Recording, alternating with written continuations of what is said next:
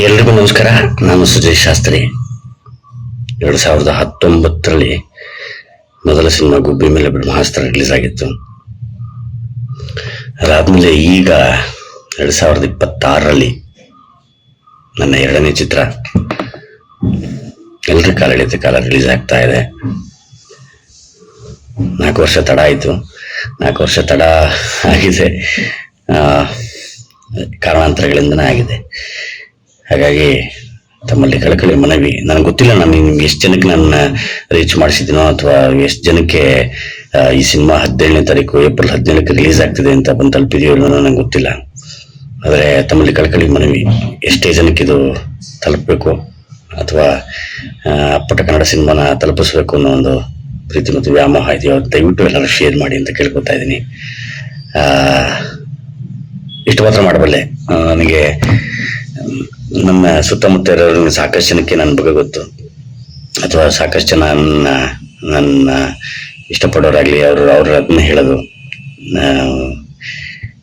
Try ಮಾಡ್ತಾ ಇದ್ದೀನಿ, ಸಾಕಷ್ಟೇ try ಮಾಡ್ತಾ ಇದ್ದೀನಿ. ಅಸಹಾಯಕನಾಗಿಲ್ಲ, ಆದರೆ ನನಗಿರುವಂತಹ ಒಂದು ಬಜೆಟಲ್ಲಿ ನಾನು ಏನು ಮಾಡಬಲ್ಲೆನೋ ಅದನ್ನ ಮಾತ್ರ ನಾನು ಮಾಡೋದು ಅಂತ ಪ್ರಯತ್ನ ಮಾಡ್ತಾ ಇದ್ದೀನಿ. ಸೊ ಕಳಕಳಿ ಮನವಿ, ಏಪ್ರಿಲ್ 17ನೇ ತಾರೀಕು ಸಿನಿಮಾ ರಾಜ್ಯಾದ್ಯಂತ ಬಿಡುಗಡೆ ಆಗ್ತಿದೆ. ಹಳೆಯ ಕಾಲದ ಒಂದು ಸಿನಿಮಾವನ್ನು ಮಾಡಬೇಕು ಅನ್ನೋ ಒಂದು ಪ್ರಯತ್ನ ಮಾಡಿದ್ದೀವಿ.